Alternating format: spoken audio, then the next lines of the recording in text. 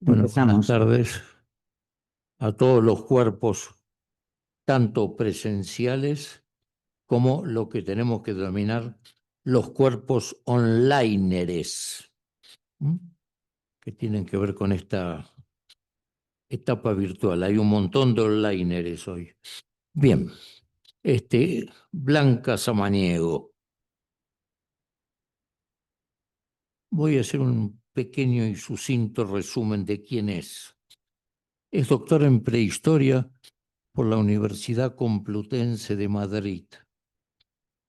Su trayectoria investigadora se desarrolla sobre el arte rupestre prehistórico. Ha publicado un importante libro de lenguaje visual prehistórico. Durante el largo lustro en que estuvo en la posición de analizante, Blanca Samaniego jamás, por principio propio, leyó algún texto psicoanalítico.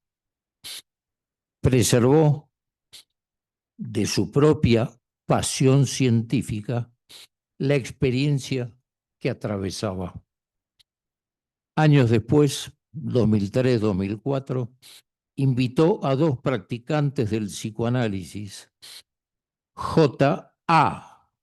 y S.L., a un espacio inédito en su contexto, el Museo Arqueológico Nacional, para dictar un curso sobre la cuestión del tiempo y el psicoanálisis.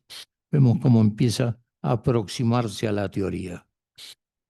Al incorporarse al seminario que el pensador Eugenio Trías sostuvo durante muchos años, durante más de 10 años, en Madrid, continuó frecuentando Blanca la teoría psicoanalítica junto a otros tantos enfoques que se ponían en juego en ese encuentro con Eugenio Trías.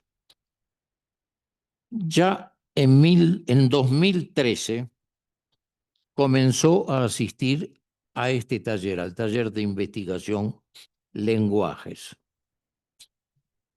Como dije yo en la primera reunión, a partir de ese taller de investigación, en el año 2016 se produjo una creación, ¿no? Entonces, en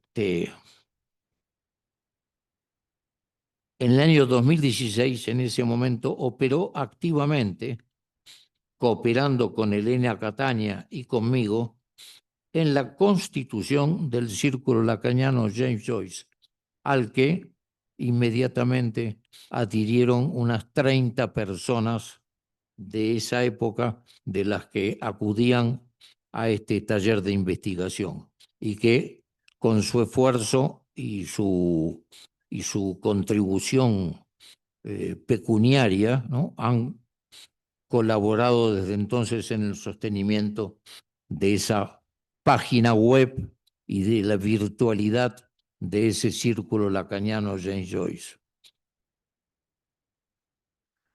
Actualmente hemos puesto en marcha dos colecciones, es decir, volvemos al papel impreso, ¿no? Del papel vinimos, nos virtualizamos y ahora estamos recogiendo los frutos en papel impreso. Dos colecciones, una que se llama Colección Éxtima y la otra es la colección Lenguajes. Eh, los dos números uno ya están realizados. Blanca es la autora del número uno de la colección Lenguajes, donde se van recogiendo los trabajos que se producen a partir de este taller.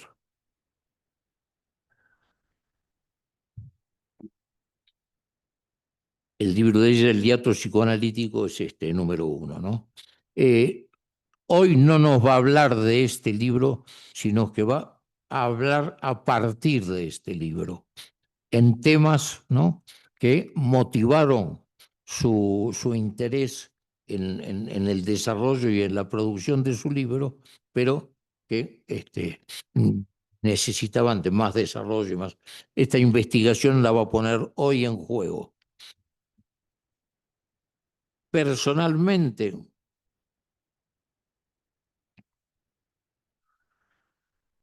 estoy en una disposición transversal, es decir, atravesado por todo esto, ¿no? Y por estos desarrollos de Blanca. Mi actitud es una actitud expectante, ¿no? Pero, como podría decir heideggerianamente hablando, es una expectación sin angustia, incluso es una espera que no espera nada. Simplemente es un estado de apertura. Estoy abierto a lo que nos pueda decir, ¿no? Y lo que yo pueda llegar a colegir y a entender de su desarrollo de hoy. Este, Me vino mi posición de un pequeño niño gaucho, ¿no? Que era yo, cabalgando, galopando por la pampa, ¿no? Que la pampa es un mar de tierra verde, ¿no? Absolutamente llano y sin accidentes, sin nada, ¿no? Es decir, el horizonte de la pampa es un horizonte circular de 360 grados, como puede ser en medio del océano. Por eso digo que es un mar de tierra verde. Estaba yo ahí galopando, ¿no? Y ese pequeño gauchito que era, ¿no? ¿Eh? Recuerda y me trae a la presencia dos versos que quiero que guíen nuestra atención y nuestra eh, concentración en el día de hoy. Dos versos gauchescos que decían: atención pido al silencio y silencio a la atención. Con ese espíritu les solicito, les ruego que nos entreguemos a escuchar hoy a Blanca en este desarrollo. Adelante, Blanca, y gracias. Bueno, buenas tardes. A mí ya se me está cayendo la baba porque es la primera vez que me presenta, por eso es el maestro, que presentas con poesía. Más no se puede pedir. Bueno, muchas gracias, Sergio, no solo por tu presentación, por tu invitación y por tus ánimos siempre que me das cuando te propongo o hablamos que vamos a hacer un trabajo, ¿no? Es verdad, bueno, voy a compartir un segundo.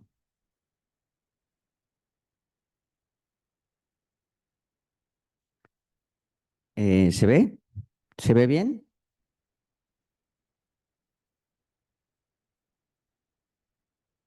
Ahí, mejor, ¿no? ¿Ya está? Antes de nada, además de dar las gracias a la casa, a Sergio y a la casa y al taller por permitir que participe, quiero hacer homenaje a Miriam Chorne, que, bueno, me emociono. Me emociono y soy el último mono que conoce a Miriam Chorne, porque vosotros le conocéis mucho más. Pero recuerdo que se sentaba ahí, al lado de Elena, y hace 2 años estaba ahí sentada cuando estaba presentando el hiato psicoanalítico. Yo con plena tensión y nervios para saber si iba a decir las cosas bien, y de repente haciendo un barrido con los ojos, ¿no? La veo con una sonrisa enorme, como la que se gastaba ella, que te animaba y era como diciéndote, sigue, sigue, vas muy bien, sigue, sigue. Era un encanto y una persona tan generosa que, bueno, la verdad es que me hubiese gustado, yo creo que este tema le gustaría a ella también, así que se lo dedico. Efectivamente surge del trabajo del hiato psicoanalítico, que fue buscar comprender las matemáticas y la lógica en el seminario 19 para la teoría de la sexuación, ¿no? Las 4 fórmulas cuánticas, que son las que aparecen en esta ahí arriba, y sobre todo al final del seminario intentar entender este cuadro que explica él, Lacan, sobre cuál es la dinámica de estas fórmulas. Una vez hecho, que yo estaba en plena fiebre, lo recuerdo muy bien, porque vamos, hay que estar en fiebre para hacer ese trabajo. Recuerdo que leía sobre Totem y Tabú, y por eso creo que a Miriam le gustaría este tema, ¿no? Por hablar de Totem y Tabú. Y son 4 menciones que están aquí abajo en esas 4 páginas, y es de esto de lo que trata esta sesión. ¿Por qué? Me preguntaba a qué viene Lacan mencionando Totem y Tabú, que es el libro de Freud de 1912 en alemán, 1913 en inglés, cuando está haciendo su desarrollo de las teorías de las fórmulas cuánticas, que se supone que ya está superado Totem y Tabú, ¿no? Entonces, ¿por qué lo trae? En la primera vuelta no quise profundizar sobre esto, y en la segunda vuelta ya es lo que os traigo. El trabajo de Freud tiene un subtítulo que es esto que está aquí escrito arriba: algunos aspectos comunes entre la vida mental del hombre primitivo y los neuróticos. Este subtítulo realmente es lo que explica qué es el trabajo de Freud. Está realizando un análisis comparativo entre la sociedad del hombre primitivo conocida a finales del 19 y principios del 20, y no tan cerca. Y eso lo compara con la neurosis infantil y hace un paralelo entre el sistema totémico, como veis ahí, que se compone de dos prohibiciones que se equivalen con los crímenes de Edipo, ¿no? Matar al tótem sería el equivalente a matar al padre, y el incesto con la madre del complejo de Edipo estaría sustituido por la exogamia, que es la ley que se impone para evitar el incesto. Hay que decir que Freud menciona muchos autores. Su trabajo, por lo menos en el libro que yo he utilizado, son 200 y poco páginas, pero la mayoría es la información antropológica del momento. De toda esa información antropológica, que es muy densa, realmente lo más destacado es James Fraser, que lo pongo ahí abajo, ¿no? Totemismo y exogamia, de 1910. Es una recopilación muy extensa y muy detallada. James Fraser era entonces el pope principal, ¿no?, sobre estos temas, ¿no? Quiero mencionar la nota 2. El retorno infantil del totemismo es el capítulo final donde Freud establece su tesis, la desarrolla con toda transparencia. Pero en la nota 2 de este capítulo me gusta mucho porque está explicando la dificultad que hay para entender las entrevistas de los indígenas. El trabajo de campo del etnógrafo de entonces, que entonces casi no existía ni la antropología siquiera, estaban en ciernes, ¿no?, formándose. Entonces, los indígenas no contestan exactamente lo que se les pregunta, muchas veces porque es demasiado íntimo o porque no lo entienden. Entonces, hay grandes dificultades de saber que lo que han contestado es lo que es la respuesta correcta a lo que se les ha preguntado. Si han entendido la pregunta, ¿no? Y luego hay que añadir que el etnógrafo no es el mismo que escribe luego la teoría antropológica. Freud los distingue entre el trabajo de campo de los etnógrafos y el trabajo de los sabios, que son los que elaboran la teoría. y para él es que para él, vamos, son dos personas distintas, con lo cual hay una transferencia difícil y compleja que no se sabe muy bien cuánto de certeza se consigue en ese trabajo. Estamos hablando de finales del 19 y principios del 20. Resumo la nota 2 en esto que os he apuntado. No es fácil infundirse en la mentalidad del primitivo. Es tan erróneo como el que nos formamos de la vida infantil.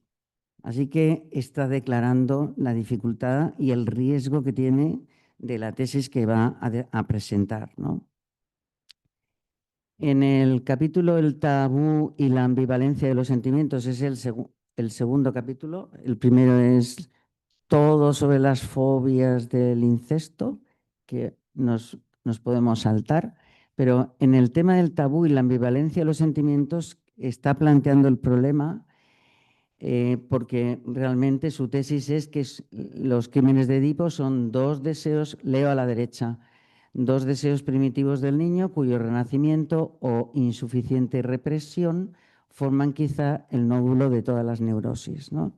Bien, para abordar este tema respecto del tótem y el tabú, hay que recordar que él lo manifiesta enseguida, ¿no? Pero hay un problema serio en los trabajos de campo porque los primitivos, los entrevistados, nadie recuerda ni sabe cuál es el origen de los tabús, de los nombres de los tótem, de cómo se fundó el tótem. Es un olvido total, incluso el de las normas de la exogamia y las penalizaciones del incesto.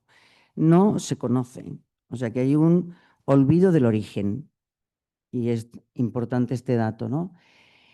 Si se produce una ambivalencia de los sentimientos respecto al deseo y la prohibición, tanto en las sociedades primitivas respecto a matar al tótem o la prohibición de comerlo, que es la que compara con la de los niños, y está claro que la prohibición no suprime el deseo, o sea que la prohibición o tabú que se elabora en la sociedad primitiva o en la occidental no consigue resolver lo que se quiere conseguir, de evitar la tendencia. En este caso, a ver, os voy a poner un ejemplo. Tabú no hay que entenderlo como el concepto de lo que no se habla porque está prohibido hablar de ello. No. El tabú lo conoce todo el mundo y es una norma social que hay que cumplir. Todo el mundo sabe las normas. Por ejemplo, un tabú que yo he vivido en la infancia es que en viernes no se podía comer carne. En una familia cristiana, católica, los viernes se hacía vigilia. Y tú tenías que hacer vigilia y comer pescado los viernes y no tenías por qué saber por qué se forma esa norma, ¿no? Bueno, pues esta situación es equivalente, es exactamente igual a lo que ocurre en todas las sociedades estudiadas en la Polinesia, en Australia, en África, en Norteamérica y en Sudamérica, ¿no? Fundamentalmente.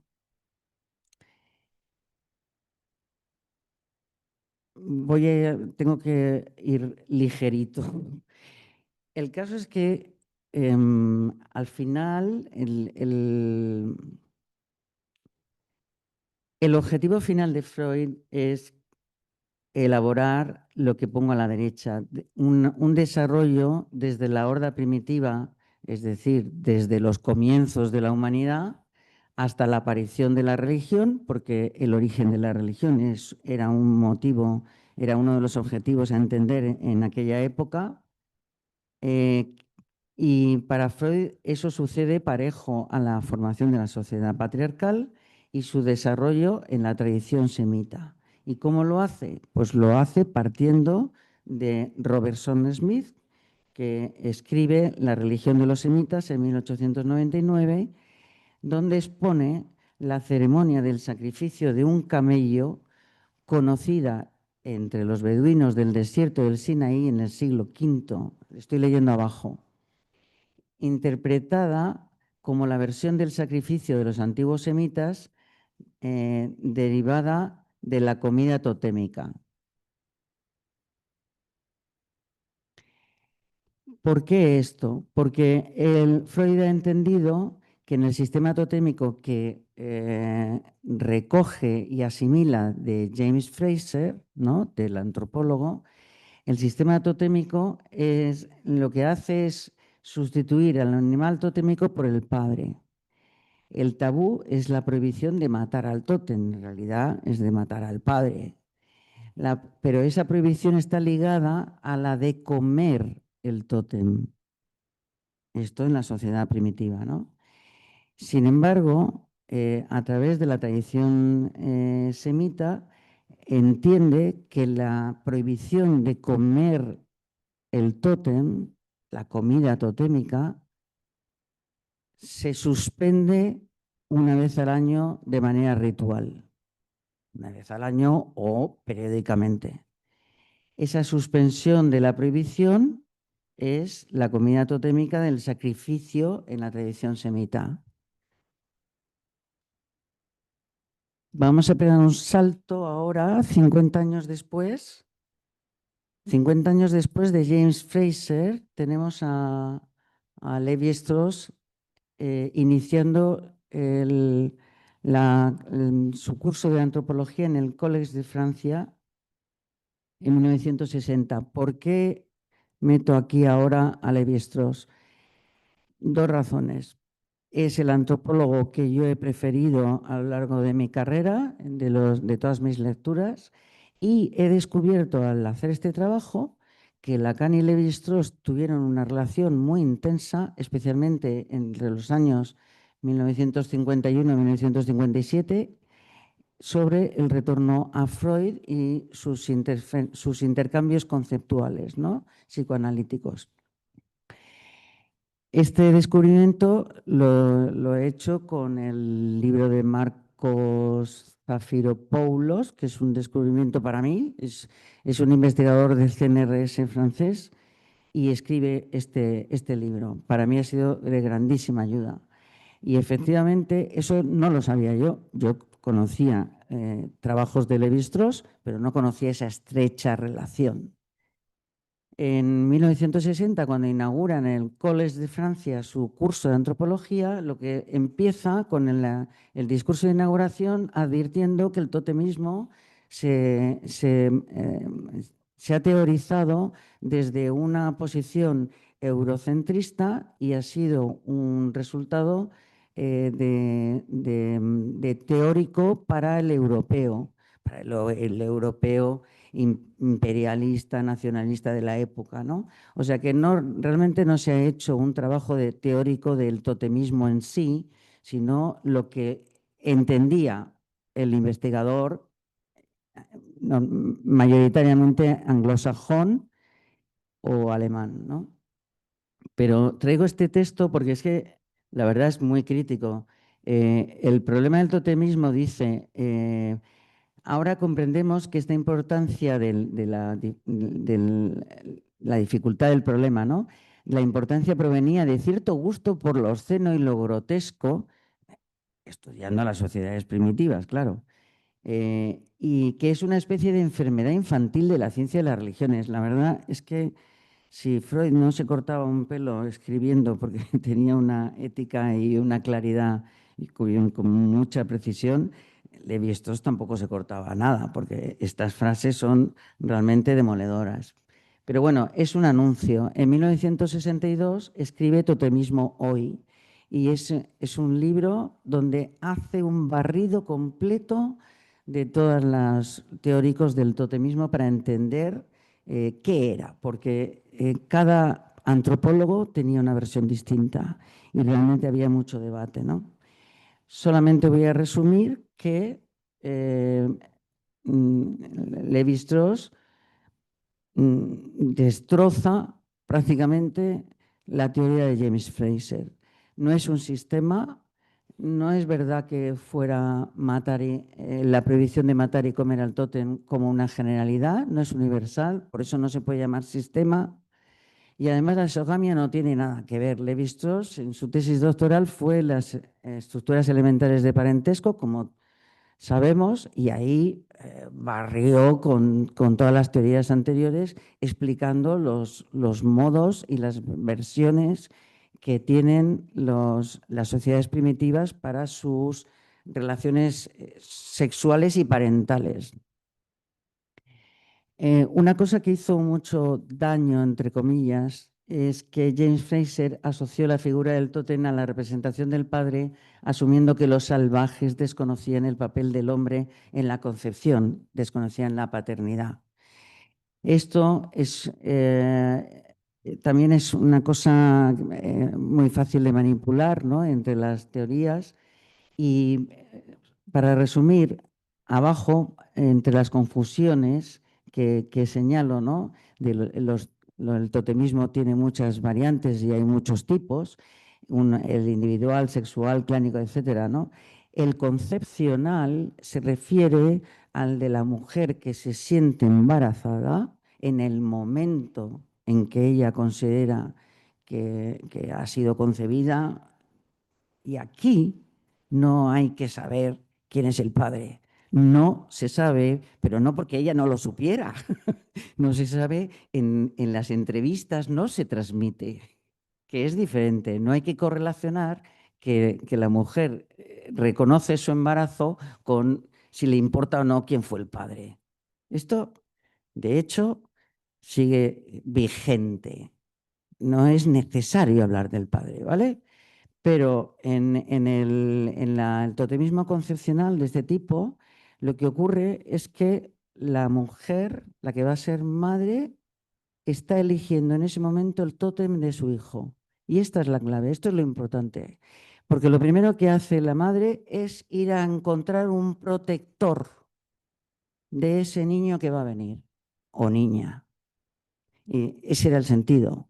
Y luego se manipula si se sabe o no la paternidad, etcétera, ¿no?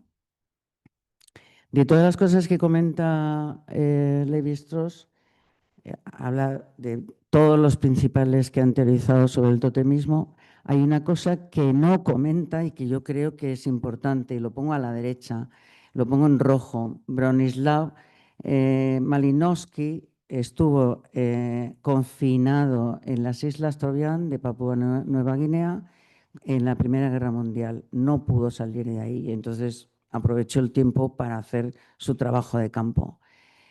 Entonces, ahí escribió varias obras. Levi-Strauss menciona sobre su trabajo respecto de la magia, porque, como os digo, en aquella época era muy importante saber el origen de cómo se formaba la religión, como una mente ya superior, en un estado evolutivo superior, ¿no? Había una teoría que decía la mente de los primitivos parte de un animismo, después magia y después religión, como estados evolutivos respecto del pensamiento. Y Malinowski sí trabaja eso, pero lo importante que nos viene a cuento ahora es que también trabajó el tema del incesto y es el que declara tempranamente, en los años 20, que los crímenes de Edipo, el complejo de Edipo, en realidad no es universal, porque en las Islas Trovián el lugar del padre es el tío materno, el que cumple esa figura, y en lugar del incesto con la madre es con la hermana.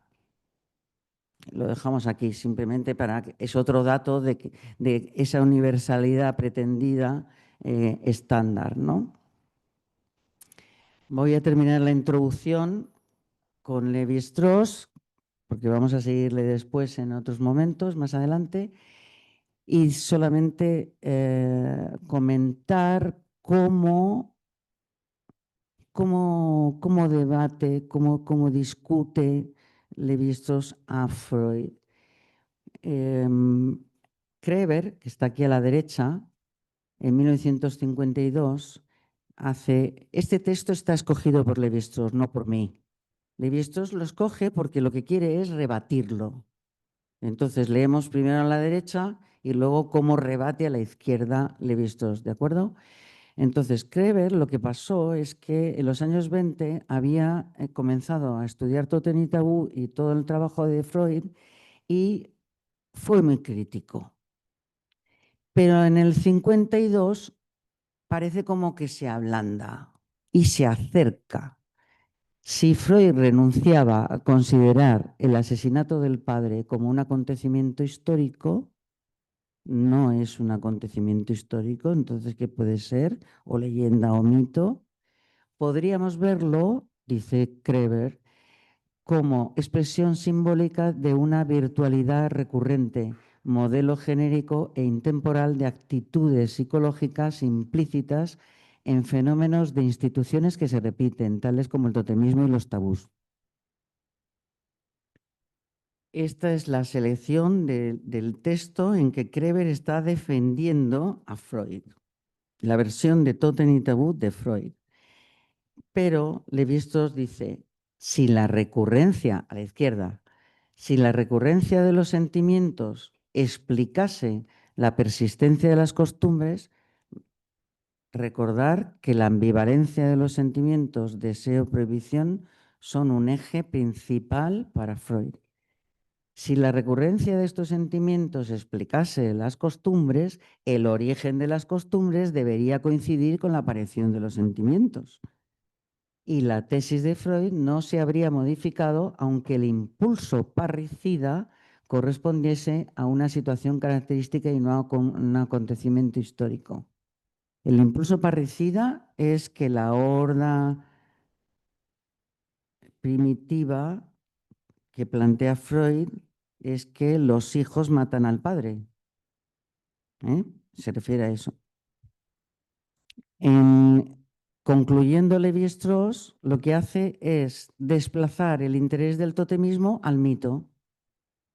Entonces, de la misma manera que estuvo criticando cómo se hacía la teoría del totemismo en su inauguración del curso, ahora lo que va a hacer es criticar cómo se utiliza el concepto de mito, siempre desde cuándo, desde el punto de vista del investigador europeo, que es el que sale a sus colonias a estudiar a las sociedades primitivas, ¿no? Colonizadas. Entonces, la noción de mito es una categoría de nuestro pensamiento, la cual utilizamos arbitrariamente para designar con un mismo vocablo intentos de explicación de fenómenos naturales, obras de literatura oral, reflexiones filosóficas y casos de emergencia de procesos lingüísticos a la conciencia del sujeto.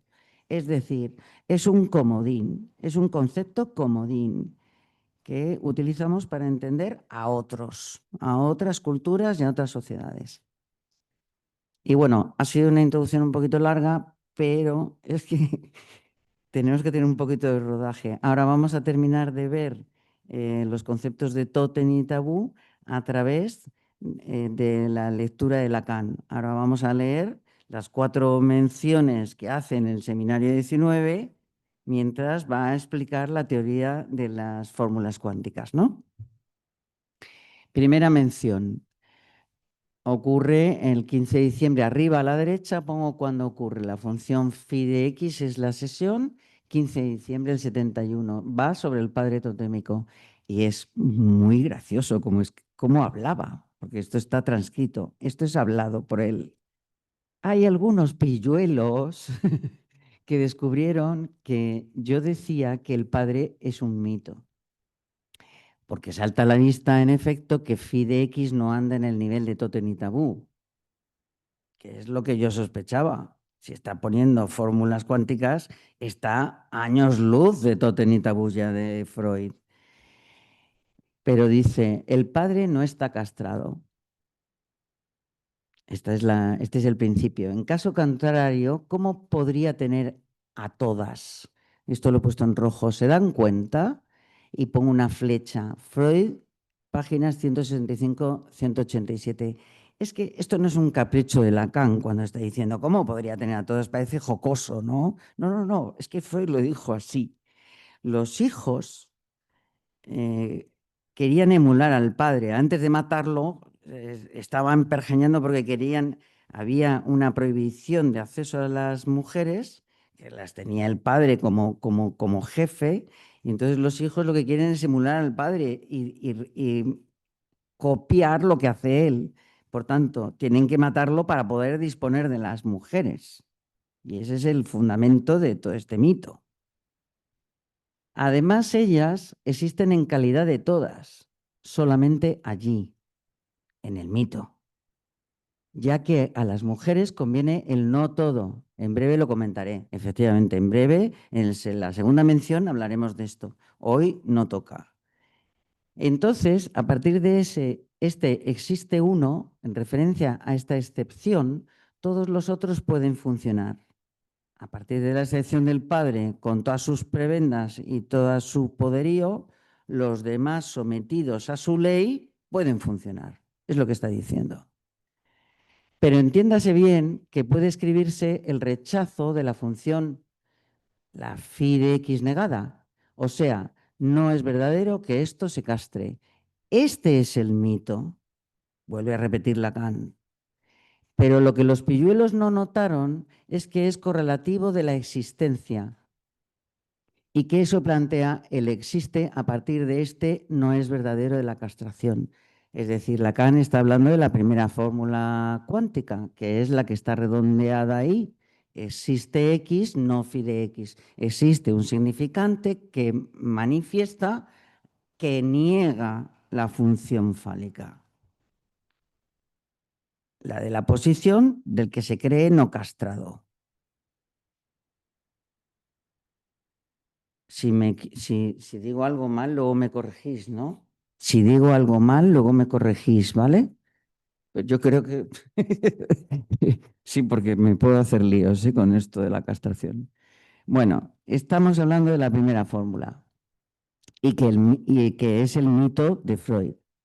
Ahora voy a hacer un poquito de trampa, porque voy a traeros otro mito. Un mito que publica Lévi-Strauss en el año 1985 en el libro de la alfarera celosa. Aquí aprovecho para decir, Lacan conocía el totemismo hoy y mitológicas, por supuesto, y las leyes elementales del parentesco que escribió Lévi-Strauss, ¿no? Pero la alfarera celosa salió publicado después de que muriera Lacan, o sea que no creo que Lacan conociese este mito, pero yo creo que merece la pena conocerlo. En la alfarera celosa, Levi-Strauss está haciendo una comparación de los mitos del norte de América con el sur de América. Pues yo me he puesto el mapa ahí para recordar, deciros esto. Y en ese redondelito que hay ahí abajo, es en la zona a occidente de Brasil, ¿no? Esto es entre Ecuador y Perú. Ahí se produce, ahí es el territorio de la sociedad jíbara. Entonces Levi-Strauss escribe Totem y Tabú en versión jíbara. Y ahora yo leo el mito abajo y ahí arriba tenéis los personajes y su relación parental. Aprovechando una larga ausencia de su padre Unyushi, la serpiente Ahimpi se acostó con su madre Mica, la jarra de alfarería, como si los dos culpables simbolizaran respectivamente los órganos masculino y femenino, serpiente y vasija, destinados por la naturaleza a unirse con desprecio de las reglas sociales que acabarán restringiendo esta libertad. La botella de Klein, extraída por Levi-Strauss, y la pongo como guiño al maestro, por su afición a la topología, ¿no? Pero es que viene total, ¿no? Viene muy acorde, ¿no? Bueno, en efecto, el patriarca, padre de una y abuelo de la otra, está hablando de la serpiente y la jarra, ¿vale? Los echó. Llevaron una vida errante y tuvieron numerosos hijos. Cuando estuvo de vuelta, el marido ofendido conoció su infortunio y volvió su cólera no contra los culpables, sino contra su madre. a la que acusaba de haber favorecido el crimen de ambos y a la que hacía responsable, diríamos, de los deseos incestuosos que él mismo experimentaba hacia ella, y que a causa de su comportamiento la generación siguiente de algún modo habría actualizado. Los hijos nacidos del incesto quisieron vengar a su abuela y decapitaron al esposo de su madre al estilo Totem y Tabú. O sea, los hijos del incesto matan a Uñusi. Y a continuación se sucedieron conflictos en cascada, porque Mica mató a sus hijos incestuosos del incesto, asesinos de su marido. Su hijo incestuoso, Ahimpi, tomó parte contra ella. En lo sucesivo, los tres campos, el padre, la madre y el hijo, se entregaron a una lucha sin piedad y de ese modo apareció el estado de la sociedad jíbara. ¿Qué tal? Bueno, de terror, ¿no? Visto esto, Levi-Strauss concluye, en lugar de que la teoría psicoanalítica actualice lo que en un lenguaje de moda llamaría lo no dicho de los mitos, estos en cambio conservan la primacía. Para Levi-Strauss es transparente este caso, ¿no? Pero vamos a resumir, porque ya hay mucha información, vamos a resumir lo que importa. Lo que importa es que el mito no es estructurante, sino que ofrece un relato que explica la estructura. Esto es lo que importa.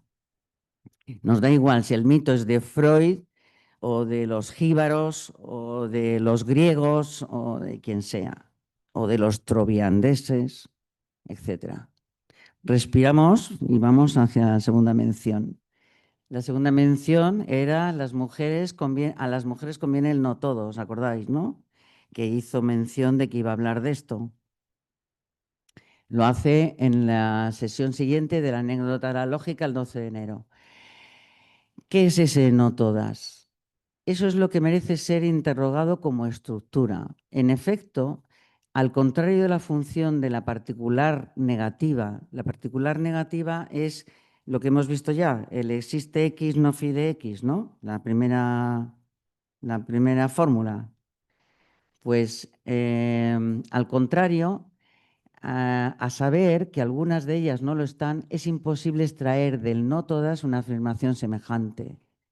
Está reservado al no todas indicar que en alguna parte la mujer tiene relación con la función fálica y nada más. Esta es una frase que típico manera de Lacan que lo cuenta a la inversa. Hay que hacer un esfuerzo importante para entender qué quiere decir. Hace falta que les ponga los puntos sobre las íes. Totem y Tabú es lo que pudo hacerse para dar una idea de esta condición lógica, que es la del abordaje indirecto que la mujer puede hacer del hombre. Por sí solo es ya extraordinario que el enunciado de este mito no parezca burlesco, a saber, la historia del hombre original que gozaría precisamente de lo que no existe, no meramente porque es claro que uno tiene sus límites, lo de satisfacer a todas, sino porque no hay todo de las mujeres. Esto realmente hay que estar un poco introducido para entender. Voy a seguir al párrafo siguiente, que a lo mejor nos va a ayudar a entender mejor. Nada puede asimilar el todos a este no todas. Y este párrafo, que para mí es muy importante, lo voy a pasar a la página siguiente. ¡Bling! Y está arriba ahora. ¿Por qué? Porque es importante ver las fórmulas a la vez que leemos. Así que la particular negativa era la fórmula que habíamos visto antes, la primera de la arriba a la izquierda, existe X no fide X. Y ahora está hablando de la de abajo a la derecha.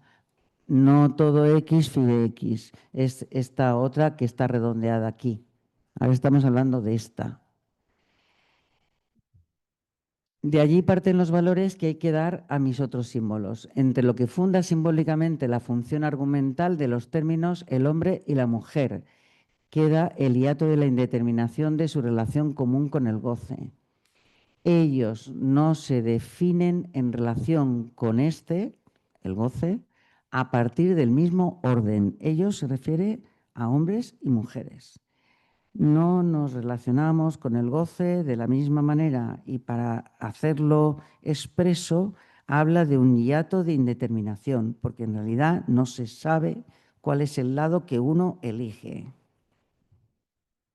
Aunque parece que está contando que las fórmulas de la izquierda son del hombre y las de la derecha son de la mujer, luego va a decir que no. Esto, cuidado con ello, por eso existe la indeterminación. En definitiva, resumo, porque es mucha información, resumo lo que pasa en esta segunda mención, es que Lacan está corrigiendo a Freud. ¿Se ha notado? ¿Se ha notado que Lacan corrige a Freud un poquito?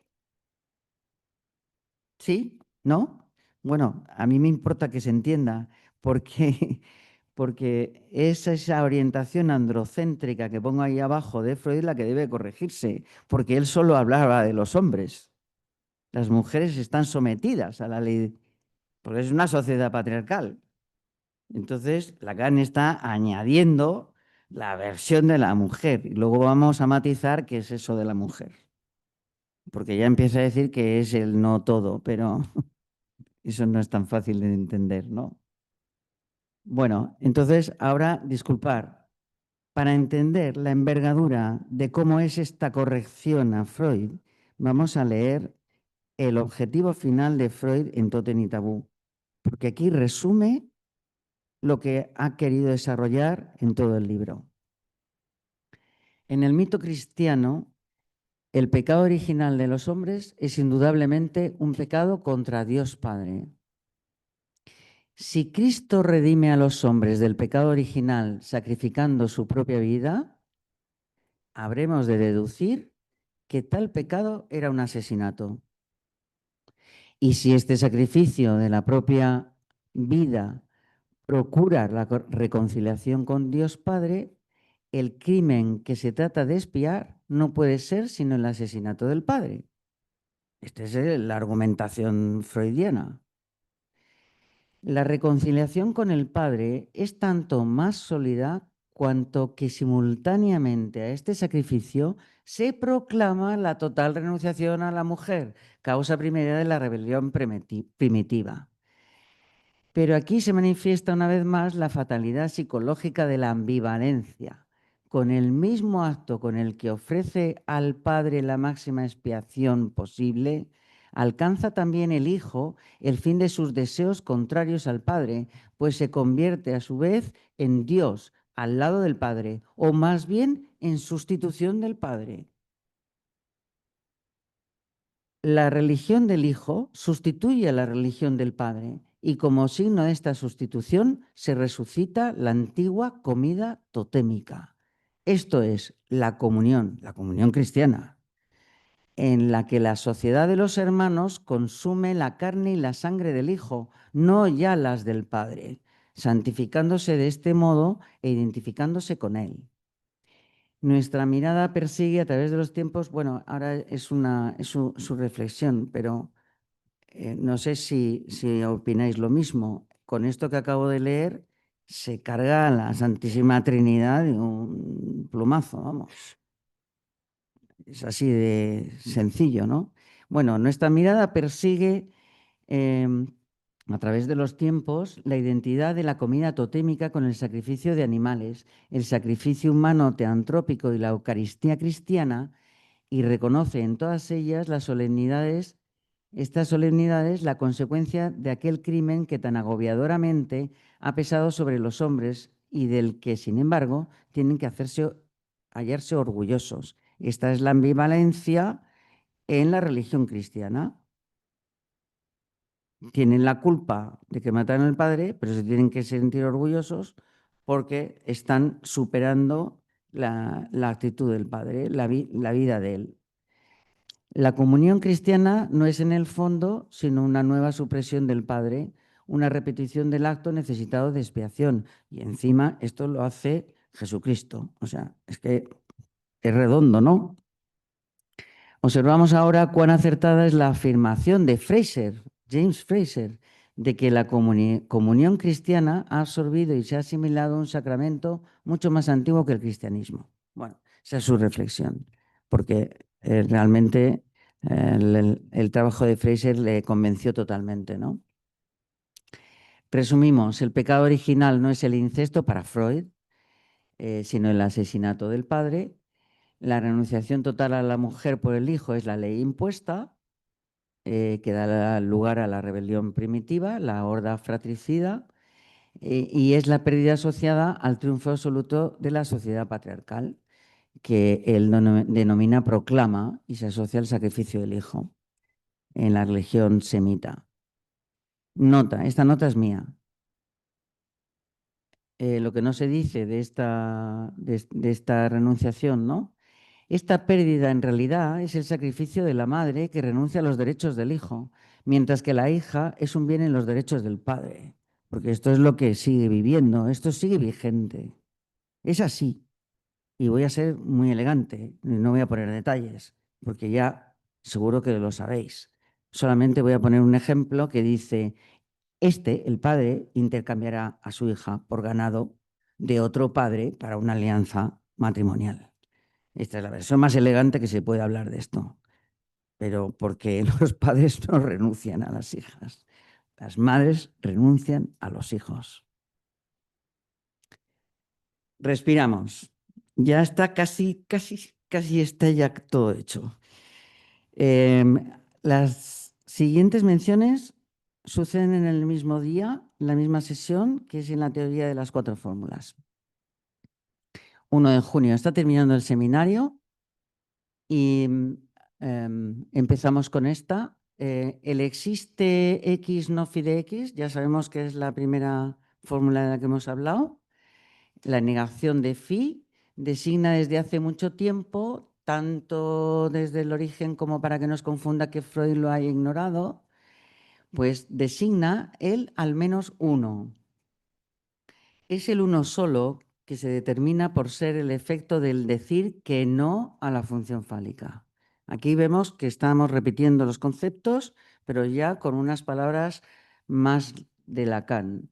A fin de que la historia de Totem y Tabú sea otra cosa que un mito, debemos situar aquí todo lo que hasta ahora se dijo al respecto. Esto tiene tanto más interés cuanto que no se trata allí de génesis ni de historia, ni de nada que se parezca a un acontecimiento, aunque Freud lo haya puesto como tal. No hay acontecimiento si no es a partir de lo que se connota en algo que se enuncia. No se trata de acontecimiento, sino de estructura. Lo pongo en azul porque ahí está la clave. El mito de Totem y Tabú está hecho del modo más patente para que se pueda hablar de todo hombre como algo sujeto a la castración. Y entonces está hablando ahora de la fórmula segunda abajo, la recuadrada, para todo X phi de X. Porque en realidad es la combinación de la excepción con la universalidad del para todo X lo que produce el concepto de las dos fórmulas, ¿no? Pero lo que está aquí mencionando es que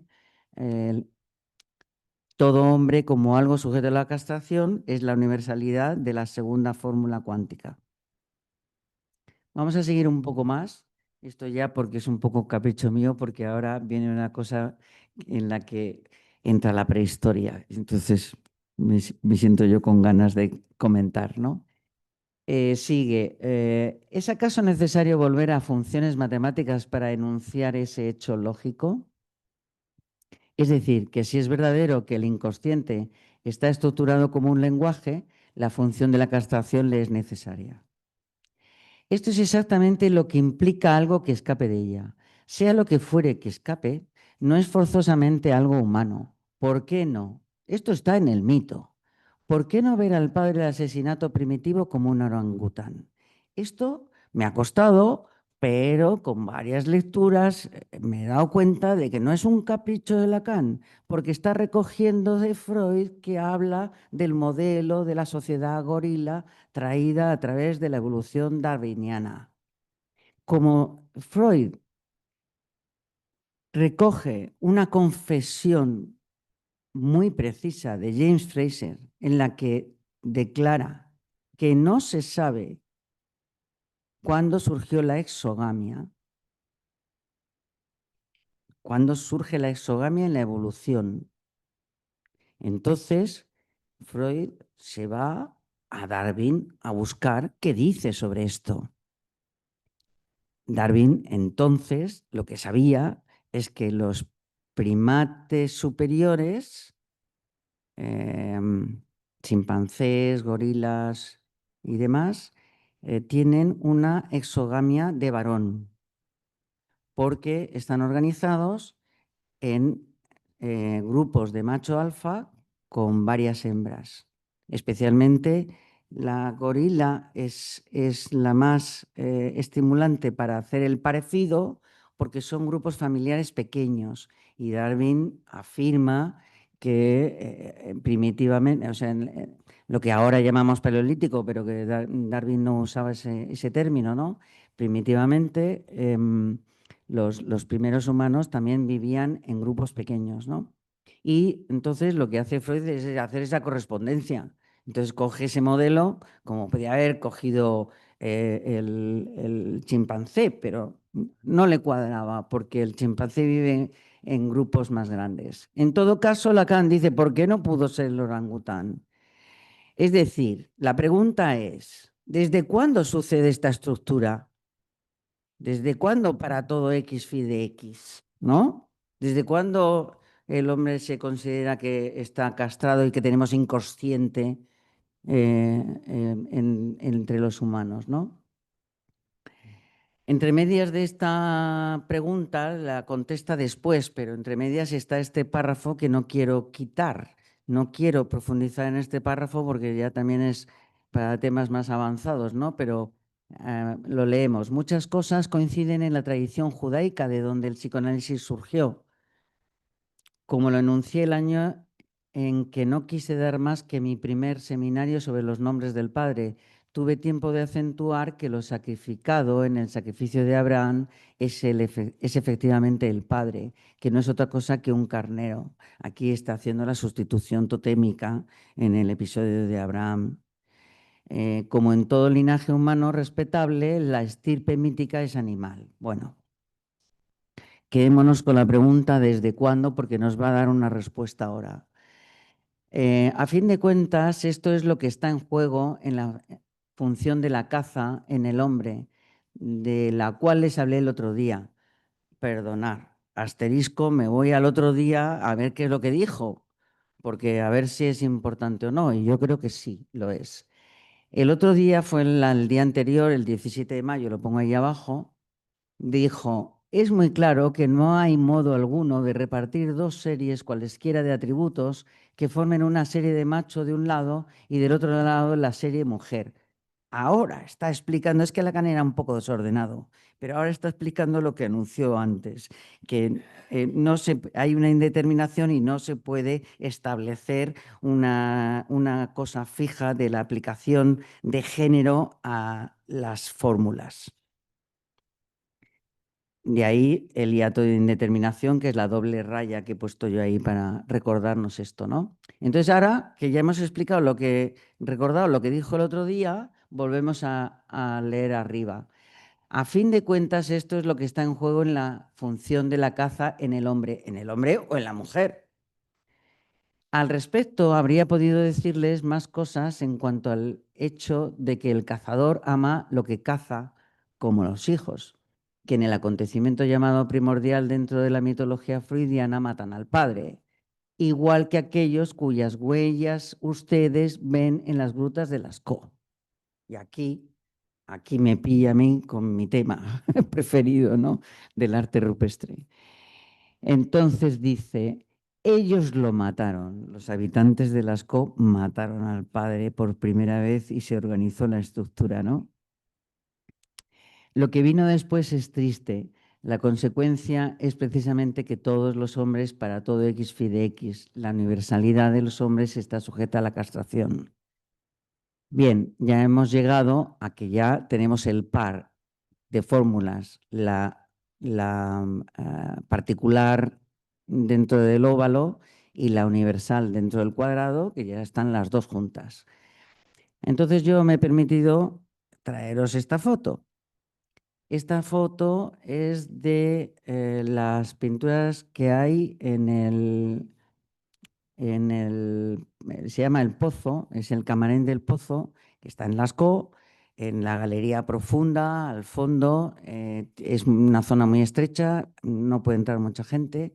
A la vez, ahí se entiende que entrarían menos gente que la galería principal, que es muy grande, ¿no? Pero lo traigo porque, fijaros, en realidad hay dos escenas.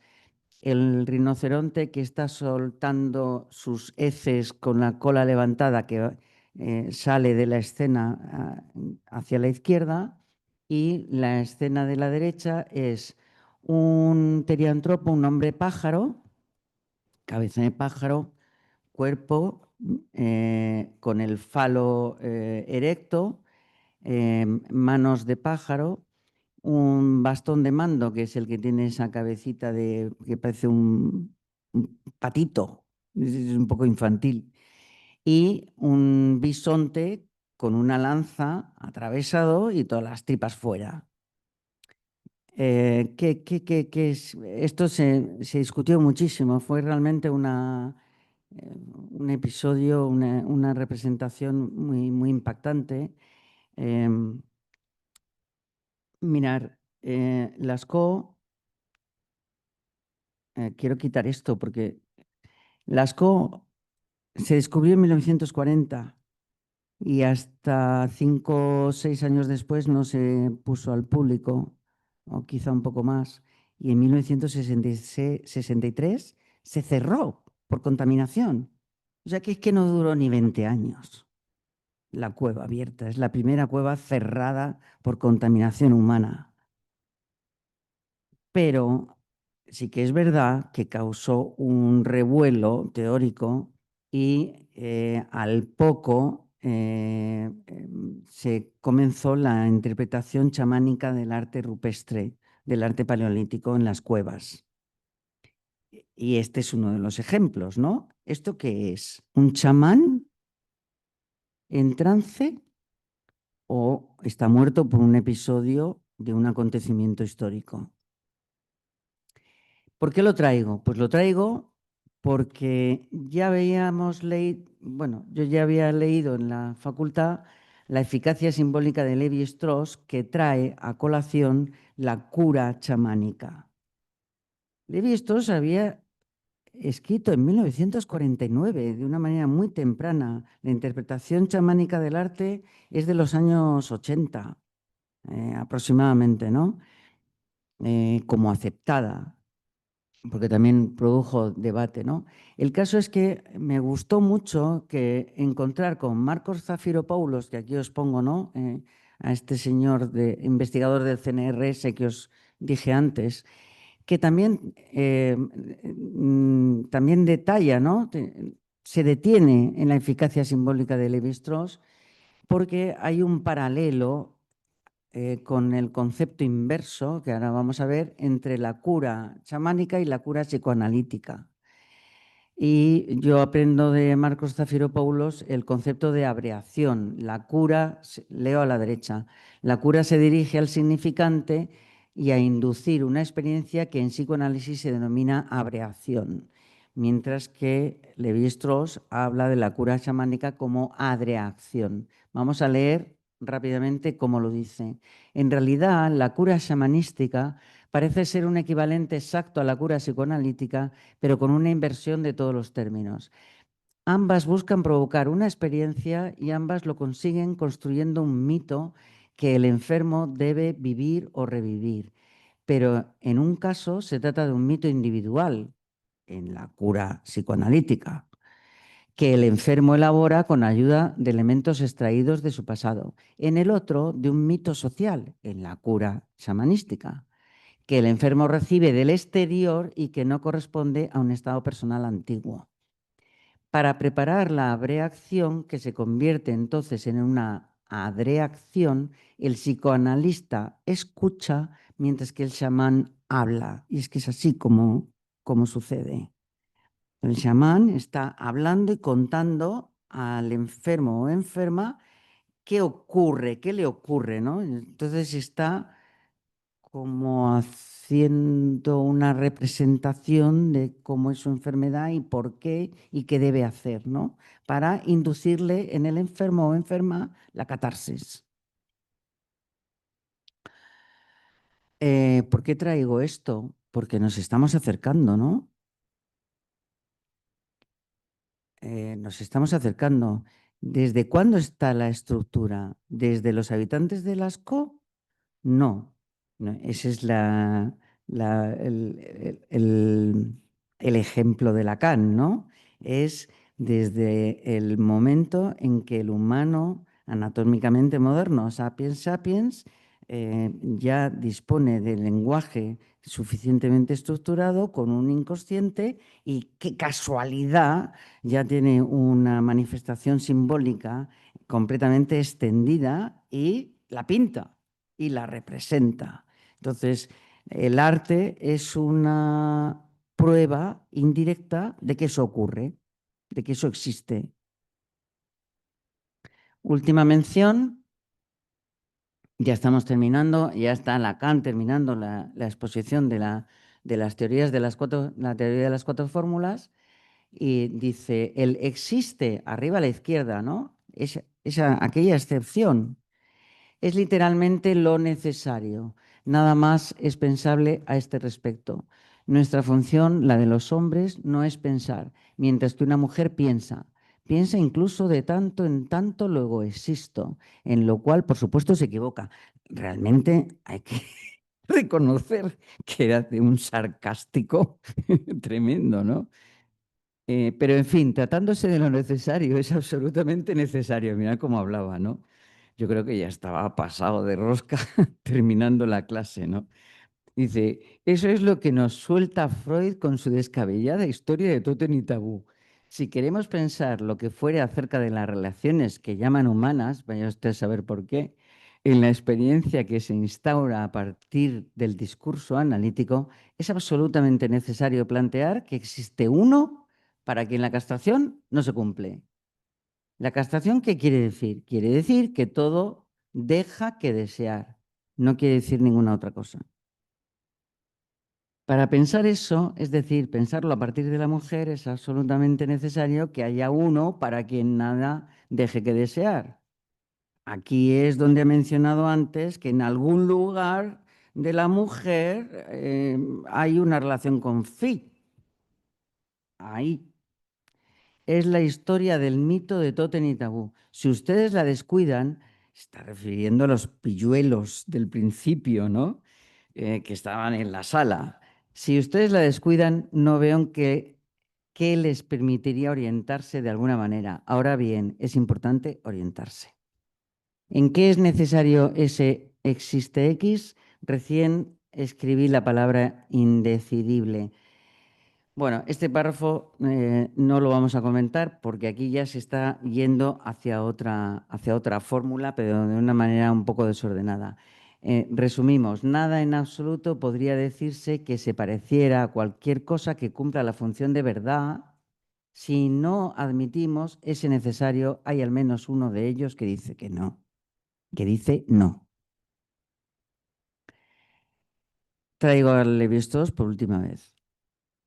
Las cuatro fórmulas de Lacan pudieron tener una plausible inspiración en la fórmula canónica de Levi-Strauss para la estructura del mito. En Mitológicas, una grandiosa obra de Levi-Strauss,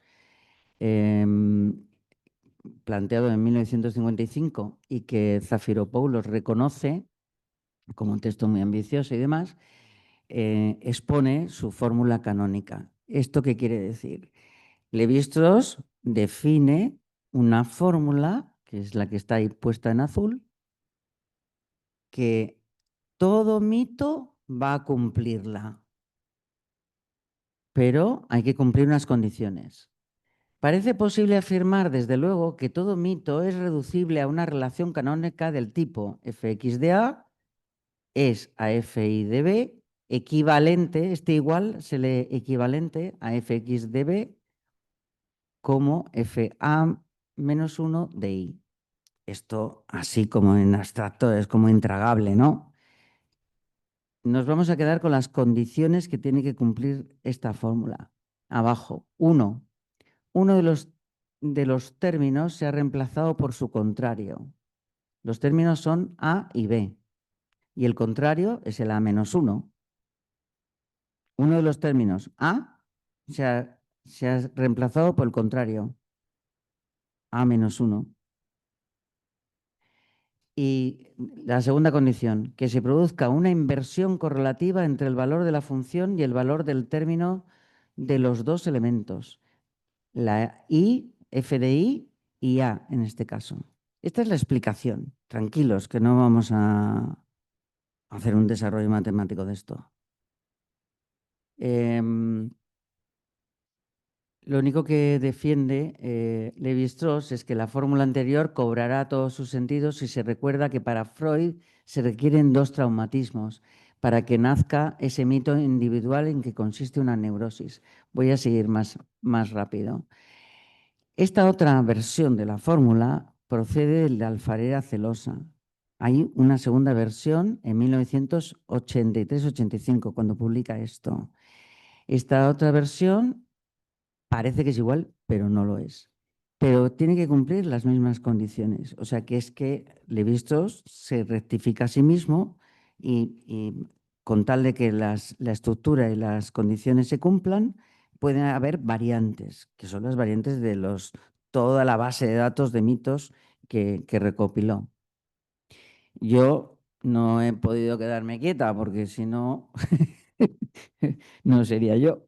Con lo cual he cogido las dos fórmulas canónicas de Lévi-Strauss y las he hecho probar con phi de x, la negación y la afirmación. F de x es la phi negada, f de y la phi afirmada, y los términos son los coantores. A es existe x, B es el para todo y A-1 el no existe x. Ya habréis notado que falta uno, ¿no? Bien, en todo caso he hecho la prueba. He hecho la prueba y en la primera versión no, o sea, aunque aquí equivale, no salen las cuatro fórmulas iguales. Y con la fórmula canónica de 1985 sale menos todavía, porque no existe el no todo. Es precisamente por eso. El no todo es esta de aquí abajo. ¿Entendéis, no? El, claro, claro, claro. Eso es, en la canónica de la estructura del mito. Es que el no todo no existe en ningún otro lado. Porque lo inventa Lacan y entonces pues no encaja, no hay manera de encajar esto, ¿no? Entonces, bueno, resumo. Yo había empezado la primera lectura de todo este desarrollo pensando en que podía ser posible que la teoría de las cuatro fórmulas estuviese inspirada en la estructura del mito. Los órdenes masculino y femenino denotarían entonces que sus significantes son inversos pero equivalentes conforme a la oposición que se manifiesta en el sujeto. Bueno, pues esto es incorrectísimo. No se puede hacer esta lectura. ¿Qué es la lectura que hago? Pues tiene 3 puntos. Solo se puede observar una confluencia entre los dos investigadores, la teoría antropológica de Lévi-Strauss en la estructura del mito y la psicoanalítica en la teoría de la sexuación de Lacan. Son dos teorías completamente distintas, pero en ambas están utilizando el proceso de inversión de conceptos y eso es lo que les es útil a la hora de elaborar estructuras de 4. Y hasta aquí se puede leer, porque luego cada uno se dispara en su dominio, ¿no? en lo que está cada uno estudiando. El punto 2 es la equivalencia formulada por Lévi-Strauss en los pares invertidos de la estructura del mito. Se podría sugerir en la teoría de las 4 fórmulas si el significante de excepción, ese que es mítico, ¿no?, se encontrase en los dos órdenes de sexuación, el existe y el no todo, porque esas son las dos fórmulas particulares, ya sea sujeto hombre o mujer. Pero es que ella no está ligada a la castración, por tanto no existe tal equivalencia. No existe equivalencia ni en las fórmulas ni en el concepto. Sí.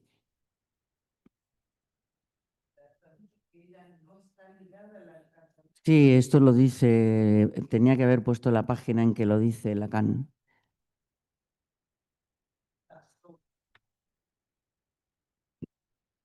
Pues te traigo el texto exactamente. Sí, sí, no, no se le aplica. Lo que está diciendo es que no se le aplica.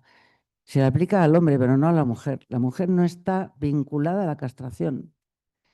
Pero eso lo traigo solamente para que entendamos con un concepto más, que por eso yo la castración tengo realmente mucho respeto a ese concepto, que no son equivalentes las dos fórmulas particulares, el existe y el no todo. Entonces, no solamente es en la lógica y en la predisposición de lo que significan, sino también en el relativo al concepto de castración. Y el equivalente a la relación con el goce, que es diferente también. O sea que hay diversos niveles o diversos planos distintos en los que no existe la equivalencia. A eso me refiero, ¿no? Ya, entonces al final simplemente resumo eso. La transformación de Lacan es el secuantor propio, ¿no? El no todo. Y la indeterminación esencial, que es la que hemos estado comentando antes. No me hagas preguntas muy difíciles, Constanza, con esto, porque, porque voy muy justita con la castración, ¿eh? También lo reconozco. Bueno, en definitiva, esto es con lo que yo concluyo. Y para resumir, Totem y Tabú, en las 4 menciones que ha hecho Lacan en el seminario 19, es para explicar las 2 fórmulas de la izquierda, ¿no? De las 4, las dos que están encuadradas aquí a la izquierda son las que relaciona con el mito freudiano, pero que, por favor, es un mito y que lo que hay que aplicar ahora es este recuadro con 4 posiciones distintas que no tienen equivalencia entre una y la otra, que la inversión no es de lógica clásica y que están asociadas a posiciones vitales que pueden ser tanto de hombre o de mujer y que son la primera, poder decir que no, el que dice no, esa excepción que dice no es poder decir no. La segunda, abajo, la que afirma la función phi. La del no todo es la discrepancia. Y la última, de la que no hemos hablado nada, el no existe X que niegue phi de X, es no poder decir no. Simplemente lo traigo aquí, pero esa fórmula se queda fuera de este trabajo y además yo personalmente creo que esa fórmula solo requiere un trabajo propio. Y nada más, traigo aquí los libros que he utilizado y, y gracias por vuestra atención y por venir.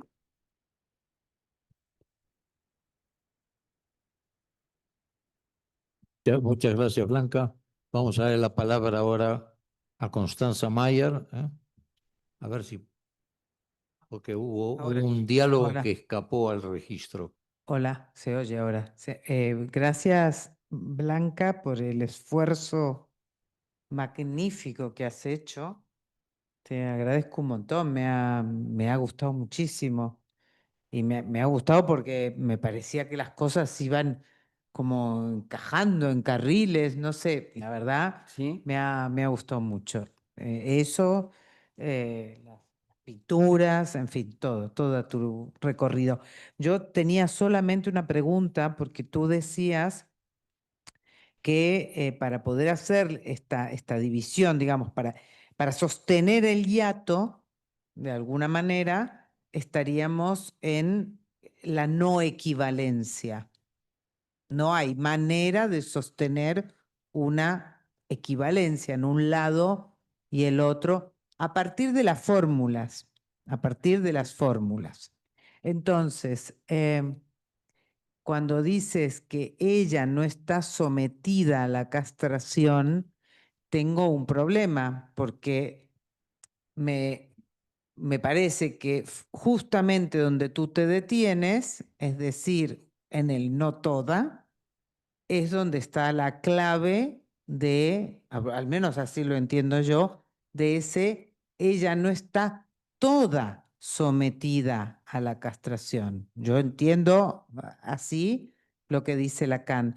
Y de hecho, no niego que tú tengas razón y que en el 19 puede que no diga efectivamente esto. Creo que hay que esperar un poquito más a el siguiente desarrollo. De hecho, me parece que las fórmulas cuánticas tienen las tablas luego donde efectivamente entiendo que se ve eso. De todas maneras, yo no soy ni mucho menos una experta en el tema. Aquí tenemos una experta ahí al fondo y creo que es la que nos puede desentrañar este misterio. Así que, experta, te paso. No sé si experta, pero me he pegado con esto un poquito. Ay, por favor, sí, cuenta, por favor. ¿Cómo? Cuenta. Ah, no, te agradezco mucho. Estaba muy intrigada en cómo habías seguido desde el año pasado el trabajo que habías hecho y todo el desarrollo.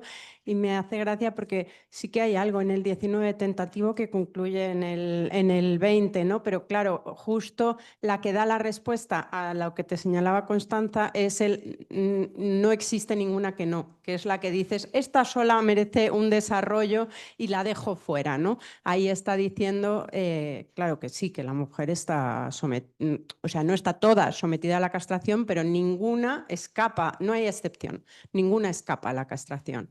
Entonces, la discrepancia sí está entre los dos órdenes, pero no puede estar en ese punto, porque la castración está de los dos lados. La discrepancia Sí. hay que buscarla del lado de lo que cierra y lo que no cierra, quizás, ¿no? No tanto Sí, del me lado alegra de... mucho que lo digáis porque lo que pasa es que Lacan, a lo largo del seminario 19, dice muchas cosas, ¿eh? Sí, sí, sí, sí. Buf, es agotador. Sí, sí, no, el esfuerzo, Entonces, además, vamos, yo te agradezco muchísimo el esfuerzo con Lacan y además en el diálogo con Lévi-Strauss y con todos los mitos y con todos los desarrollos, que es un lujo el recorrido que nos has regalado. sí, pero que he recogido esto de que ella no está ligada a la castración, en primer lugar porque quiero yo entender, no porque lo sepa, sino porque yo copio como un loro a veces. Y este es el caso del loro, porque lo cuenta cuando está diciendo, está explicando la castración en los hombres, porque es que tiene textos que les trata a ellos, como dice frases como el hombre apenas es un uno y nada más. Y no sé, pero con unos sarcasmos un poco que si no estás acostumbrado, y yo como he empezado con esto, pues no estaba nada acostumbrada como lo escribe, ¿no? Ahora, la cuarta fórmula, lo sabes, Sergio, me dio muchísimos problemas, muchísimos, pero no por lo que decís vosotras ahora, que lo decís muy sencillo y muy fácil, muy bien, mira qué bien. Pero matemáticamente es la más imposible. Es la imposible. Y entonces, tanto que parece que el seminario está diseñado para conseguir esa fórmula, porque las otras ya las tenía pergeñadas en la cabeza, creo yo. Esto medio me lo supongo, ¿eh? Y entonces, esa última, en realidad, lo digo aquí, me atrevo, ¿eh? Porque soy un poco osada. Yo creo que en realidad está queriendo poner una fórmula a lo real, que es, ahí no se sabe nada. Es exacta, esa fórmula es, ahí no se sabe nada. Es que sería como la forma de escribir el no hay relación, ¿no? O sea, el no se puede cerrar. Exactamente. No, La orientación sexual está ahí, exactamente. Eso es. Si tuviera que estar en algún sitio, estaría ahí. No Eso en es. conjunto, no Sí, hay sí, forma sí, de sí. hacer un todo. Totalmente Esto de que le da acuerdo. vueltas en el 14, que lo estuvimos trabajando este año, ¿no? De no hay universo de discurso. Es esto, no existe ninguno que no. No hay excepción. Y si no hay excepción, no se puede cerrar el conjunto. O sea, no puedes hacer toda la operación del lado masculino. Ya, lo que pasa es que yo estoy en una situación un poco, en una actitud o en una disposición un poquito más abstracta, comprenderme, que yo no me puedo implicar como si fuera psicoanalista, me he ido a lo abstracto porque lo que he hecho ha sido buscar las matemáticas. Y en ese abstracto a mí me da igual el sexo que se tenga y el género que se tenga. Da igual. Estás cumpliendo la posición que corresponde. Y es que ahí. es así. Bueno, pues es la única manera de entenderlo si vas con las matemáticas, porque es que te tienes que desligar del género.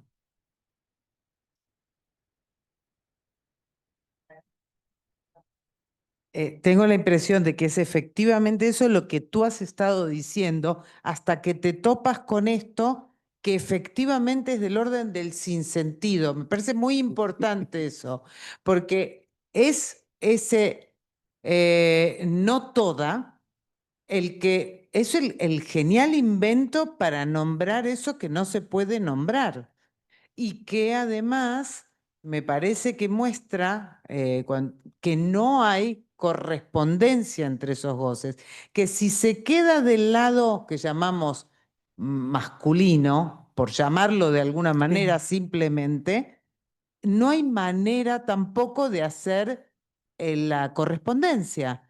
No escapa, no es ese lado no toda, es el todo y la excepción, eso que has explicado tan fenomenalmente. Por eso me parece tan interesante en el punto donde tú te topas con esa imposibilidad. Es como si hubieras hecho, como si hubieras hecho, no, lo que has hecho es el recorrido para toparte con esa imposibilidad y hay que hacer un invento ahí.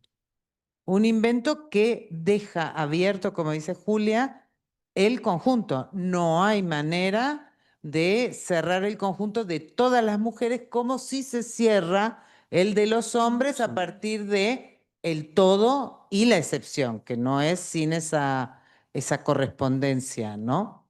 Bueno, yo lo entiendo así, pero me parece fantástico, ¿eh? ¿Sabéis que cada vez que lees de esto, intentas acercarte a esto, se entiende de otra manera? Porque tiene la cualidad de que, yo que sé que tiene esto de Lacan. Yo he descubierto que ahora he entendido este no todo distinto con esa frase. Porque desde el principio yo había entendido el no todo como esa discrepancia que se opone de alguna manera, pero no se opone, no es el que me opongo, es que discrepo, pero no digo por qué, ni digo qué, es que no es obligatorio decir por qué discrepas. Basta con estar en una posición de discrepancia.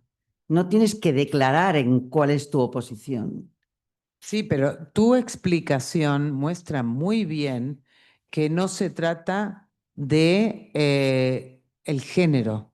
Eso es una cosa que has explicado Fundamental. de manera fenomenal y me encantaría que hubiera más gente que pudiera escuchar esta explicación, porque muchas veces se reduce la cosa a hombres, mujeres, Sí. en términos de género, y no es eso. Puede haber mujeres de sexo femenino situadas en el todo y la Supuesto. excepción. Es decir, que es muy incómoda la posición, lo que se llama la posición femenina, o sea, el lado femenino de las fórmulas. Y me parece que esto lo has mostrado bien. Es incómoda porque hay algo que no termina de cerrar. Bueno, eso. Perdón, Sí. quiero hacer una pregunta. Esta manera tan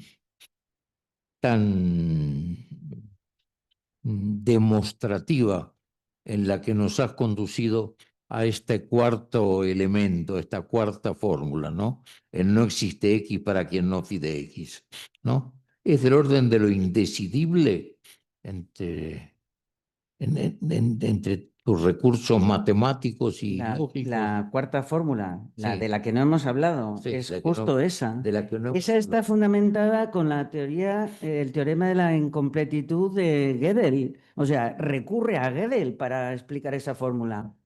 Y decir, esto es el imposible, no se puede demostrar, y precisamente como pasa eso, entonces podemos hablar de que hay una coherencia en las cuatro juntas, porque se tienen que entender las cuatro juntas.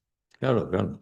Entonces, eso es lo que me ayudó a mí, porque si no, Sí. si yo me empiezo a marear con la castración y con el género... Quiere decir me- que habías ido más lejos.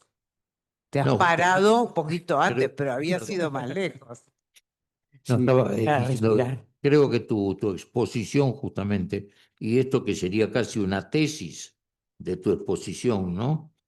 Esta diferencia radical que estableces con el exhaustivo recorrido que hiciste por el mito y la actualización de los problemas del mito en el siglo XX, ¿no? No solamente una fórmula de Lévi-Strauss o una fórmula de Mauss, o no, sino que has tomado, ¿no?, todo el desarrollo, las contradicciones, entendí incluso los cambios de posición en relación a Freud de Lévi-Strauss en relación inversa con Kreber, que van como uno comienza desconsiderándolo a Freud y va hacia él, y Lévi-Strauss comienza considerándolo y se va alejando, ¿no? Pero rompes fundamentalmente en esta tesis con la ilusión de que pudiera haber algún tipo de parecido en la noción de inversión entre la utilización del 4 en Lévi-Strauss y la utilización del 4 en Lacan, ¿no? Ahí marcas una diferencia radical, me pareció, ¿no?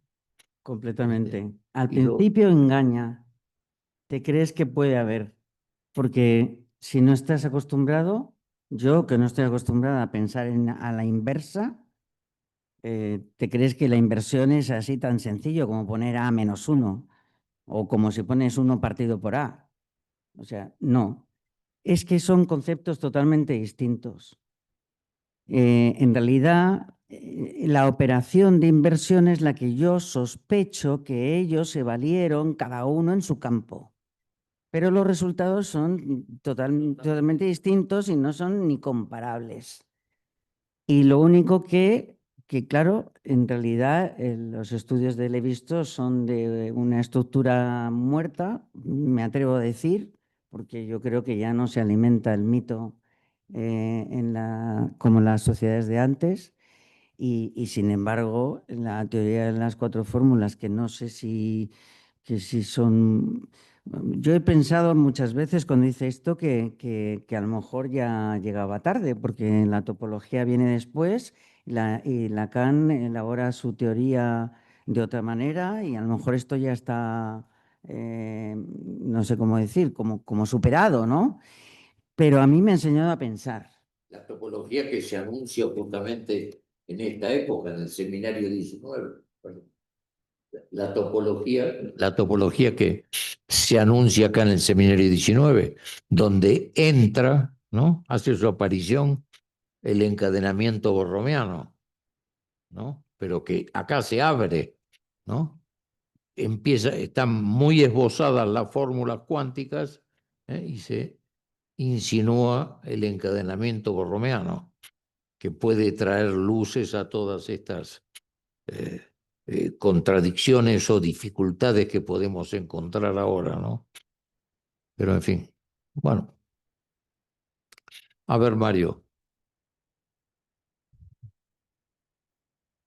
Buenas tardes, buenas noches. Gracias por la exposición potentísima, muy potente, muy, en fin, has hecho un despliegue acojonante, porque ese partir del mito con esos antropólogos, desde Malinowski, Lévi-Strauss, Fraser, en fin, toda la conexión, el paralelismo con Freud, para luego ya pasar a la fórmula, porque no vas a la fórmula, ¿no?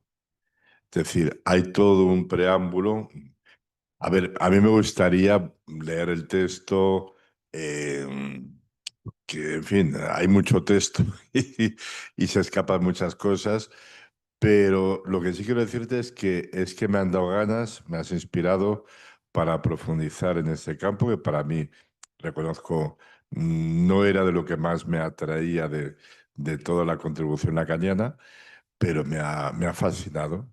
Me parece que ahí hay un campo interesantísimo y he podido acercarme a comprender lo de que no hay una correspondencia entre los goces, ¿no? Por muy bien lo que observaba Constanza, lo de las funciones. Pues claro, nosotros partimos cuando oímos, escuchamos de muchos escuchas, prejuicios, y separar géneros no es fácil. Y gran parte del caos en el que vivimos en cuanto a todos los posicionamientos LGTBI, transgénero, etcétera, tienen que ver el no tener claro las funciones. Y tú has hecho realmente una contribución muy potente. Dentro de que me faltan muchos elementos para conectarlos, espero comprenderlo con el libro, pero de verdad que muchas gracias porque, en fin, has hecho un gran esfuerzo y eso es indiscutible. Luego ya el cómo se profundiza, pero hay que darle un par de vueltas. Nada, gracias. Bien, Mario, gracias por tu intervención. Decías de tu esperanza en poder comprender algunas cuestiones en la lectura del libro, pero además, para tranquilidad de todos, les aclaramos que más o menos en unos 15 o 20 días va a estar colgado en nuestra web esto de hoy con la manera, porque esto necesariamente debe ser leído con lápiz y subrayado con colores, ¿no? Para poder lograr todos los alcances.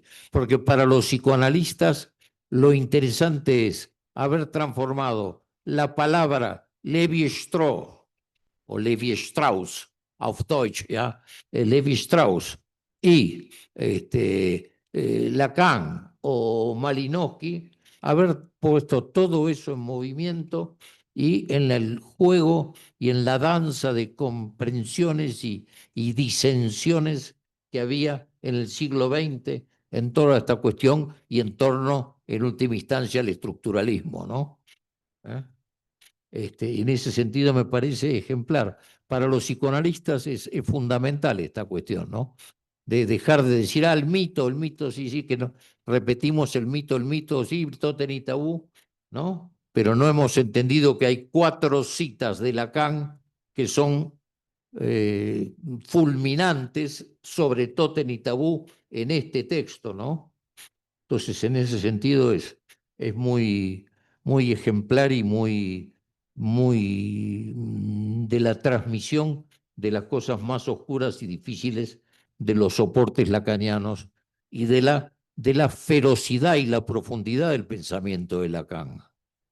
¿Dónde estaba dialogando? ¿Cómo estaba respondiendo? Que cuando dice orangután no es un chiste, está implicando, ¿no?, que antes de los orangutanes hay un apoyo en los chimpancés y antes de eso está Darwin y que todo eso está en juego, ¿no? ¿Y por qué no el orangután?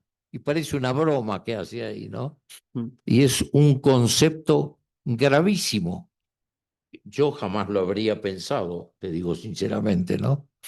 Entonces, en ese sentido, digo, para tranquilidad de todos nosotros, en 15, 20 días te conmino a que esto esté colgado para que no perdamos este entusiasmo y estos enigmas. Adelante.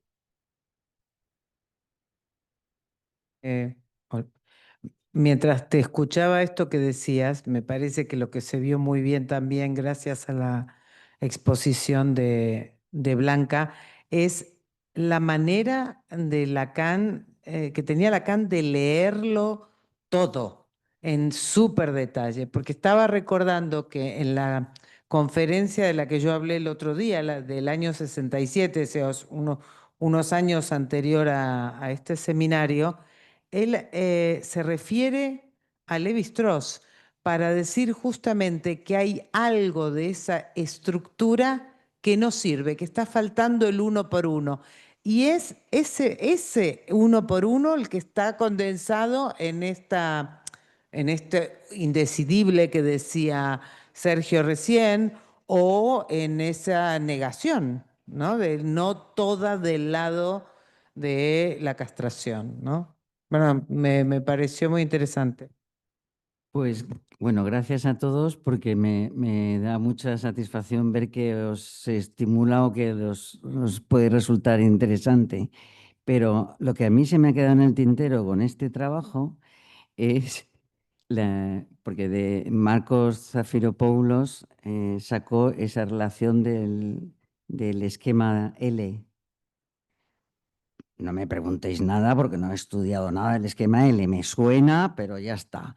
Y el tema de los discursos, porque ahí sí que parece ser que le debió de ayudar o influir o lo que sea, o él vio algo que le cuadraba. Al menos yo me he quedado contenta porque ya sé que esto del mito no. Entonces aquí no se aplica, eso me ha gustado, ¿no?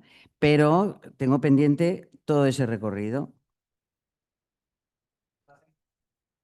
Ya, Bueno, bueno. muy bien. Y Julia, no te vayas. No te vayas, ¿eh? No te salgas corriendo. Bueno, muchísimas gracias, ¿eh?